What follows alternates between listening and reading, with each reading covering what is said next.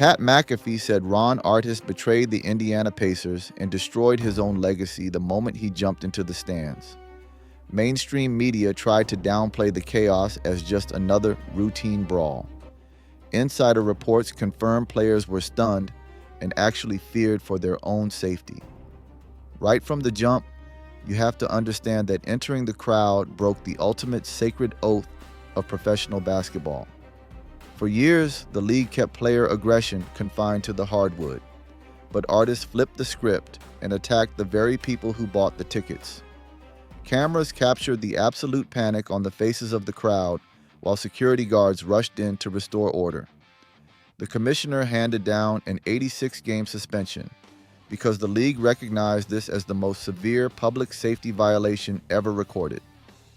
Artest missed the remainder of the regular season and the playoffs, taking the longest non-drug-related ban in history. Fans on NBA Twitter called it unbelievable and recognized it as history in the making. The man who was supposed to protect his teammates instead compromised the entire arena, putting ordinary people at real physical risk. That right there is the definition of a shattered contract. Analysts noted that no prior incident had warranted this scale of punishment, and it changed how on-court security would operate forever. The impact on team strategy was immediate, and rival teams noted the absence shifted playoff expectations entirely.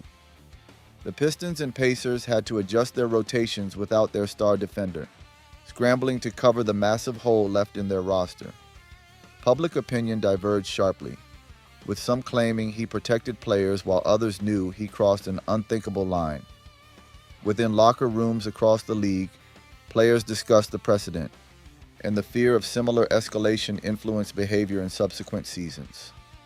The league's messaging was firm that public safety overrode all competitive context. Coaches reiterated that entering the stands was strictly forbidden no matter the provocation. Security protocols, fan separation policies, and emergency response procedures were revised league-wide. Security guards reported injuries and intense panic from the crowd. Multiple sources confirmed the physical altercation involved, throwing objects alongside violent strikes. Even years later, the incident is studied in NBA security training as the absolute benchmark for extreme escalation. The consensus among analysts was that the NBA had to act decisively, and they did. Artest was the face of the consequences, and the suspension would be a benchmark for disciplinary policy for years. But you cannot talk about Artest without looking at the warning signs the league ignored a decade earlier. Let us go back to February 1995.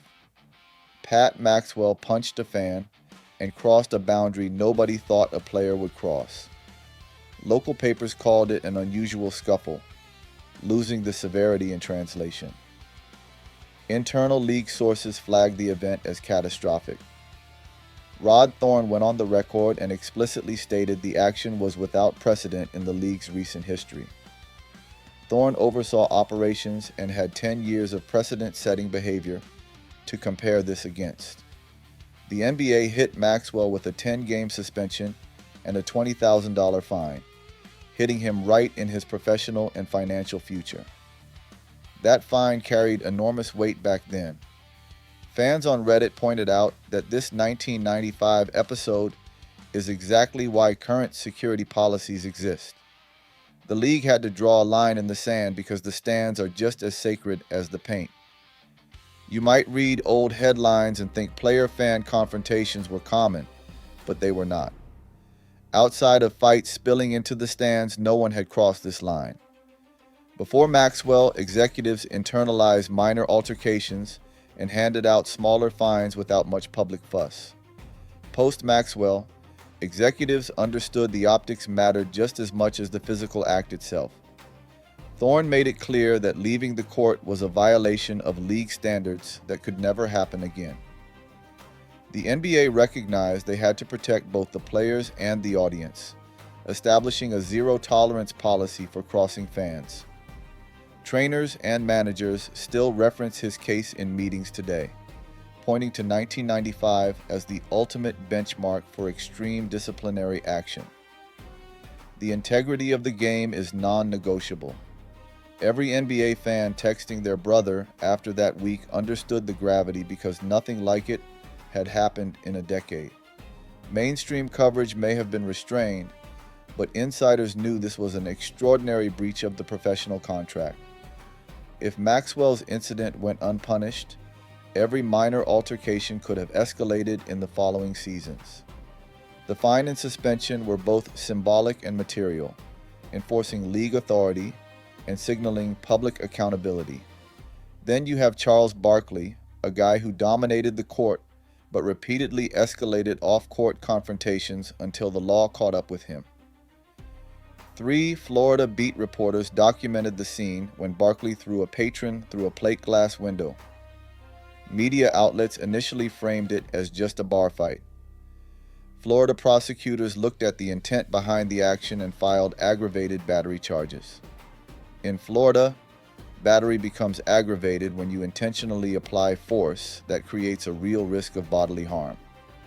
Tossing someone through shattered glass ticks both of those legal boxes. The victim ended up bleeding while Barkley reportedly made hostile statements over him, strengthening the prosecution's case. You can admire his competitiveness on the floor, but off the court, this intensity became a massive legal liability. Barkley claimed self-defense, but the law considers whether the response is reasonable relative to the threat. Taking a dispute from an ice throw to pushing a man through a window is completely disproportionate. The top comment on NBA Twitter called it a lesson in the law for legends.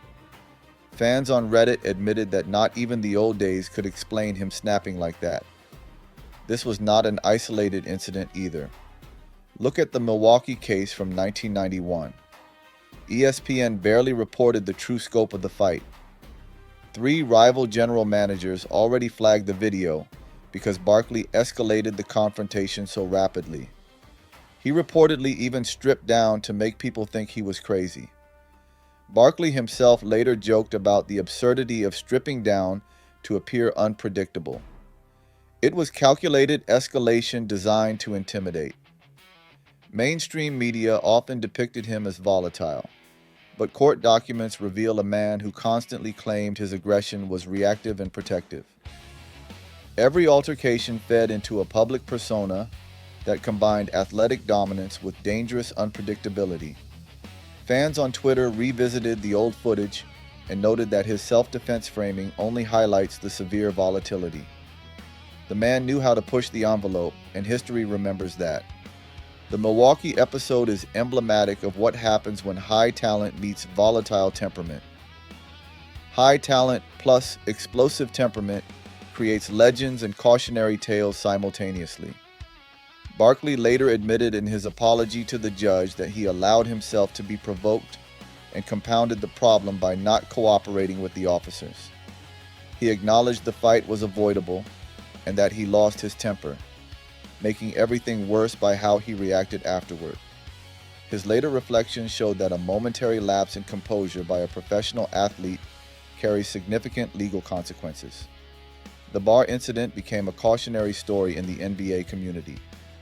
The initial public narrative painted the fight as sudden, but his own words revealed a series of escalating provocations. In court, Barkley elaborated on his missteps, noting his impulsive reaction engaged a needless fight. The core issue was universal. Letting provocation drive behavior leads to dangerous escalation. His admission demonstrated a rare level of self-awareness in professional sports narratives. Barkley's account serves as a reminder that patience and emotional control are critical in high-pressure situations. Confrontations escalate because of choices made in the moment, and walking away remains the most powerful action. But the ultimate betrayal of the contract happened with Gilbert Arenas. David Stern suspended Arenas immediately after the locker room gun display. The media mostly framed it as a personal dispute over a card game.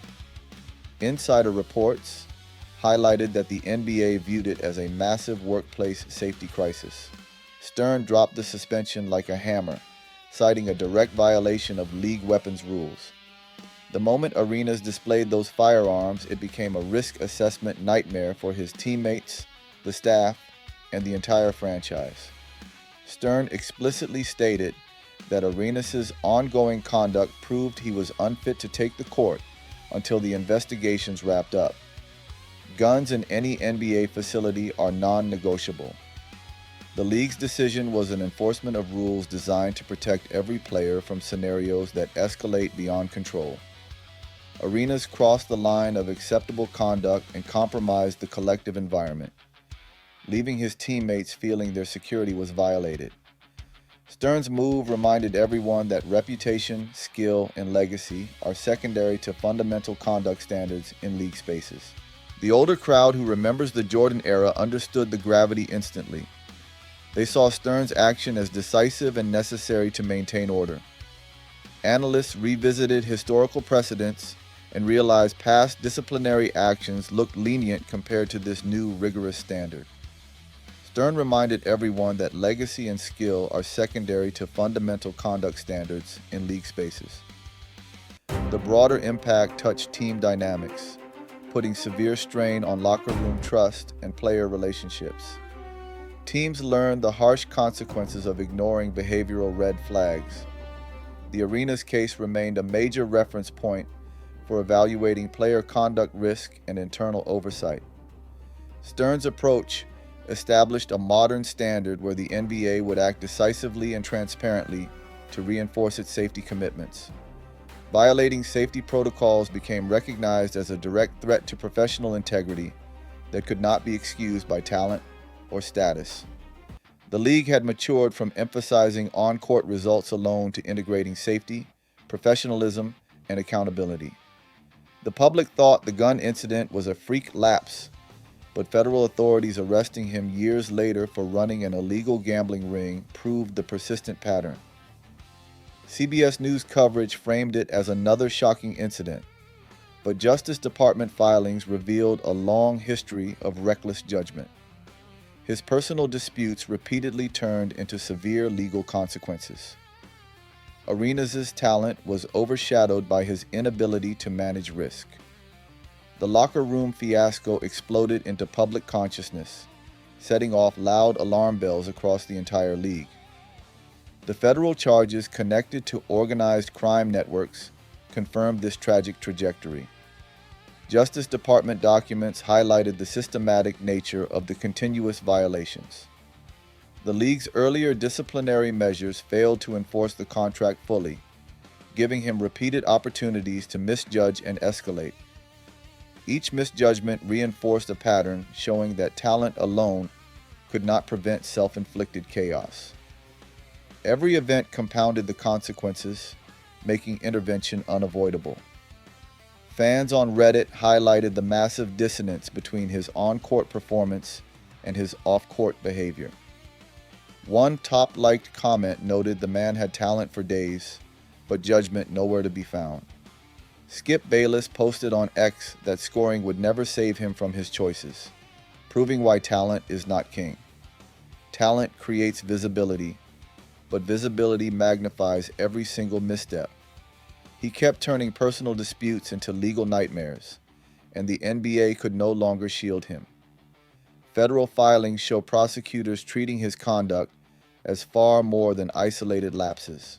The narrative is not just about isolated chaos, but a long-term breach of moral obligation.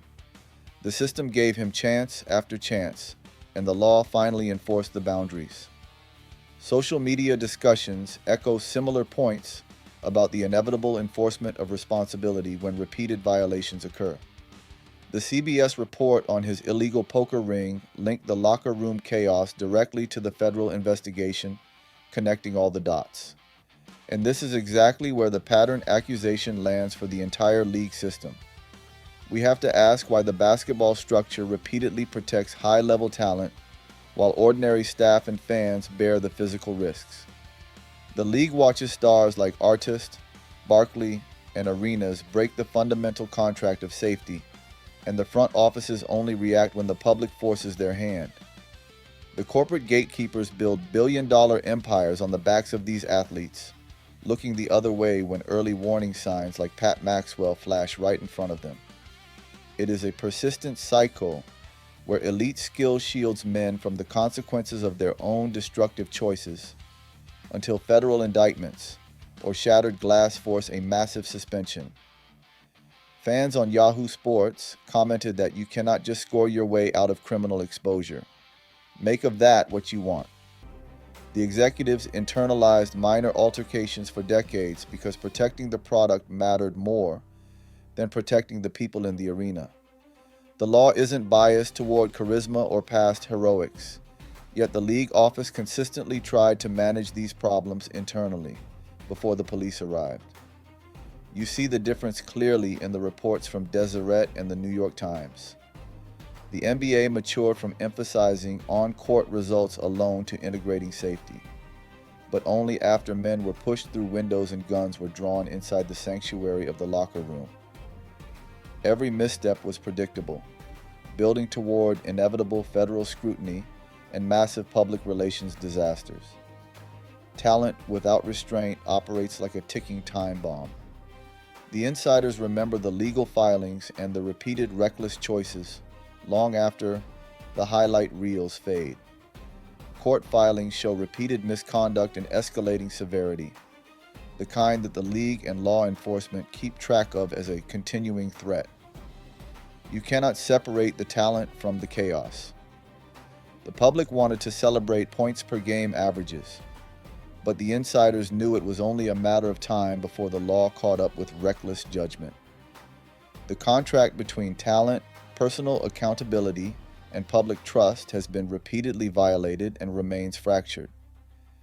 Federal authorities indicted him for gambling violations connected to organized crime networks. These were federal filings and court documents. Charles Barkley threw a patron through a plate glass window. Pat Maxwell missed 10 games and paid a $20,000 fine. Ron Artest missed 86 games while the league permanently revised fan security protocols. Whether similar incidents arise in the future, we'll see.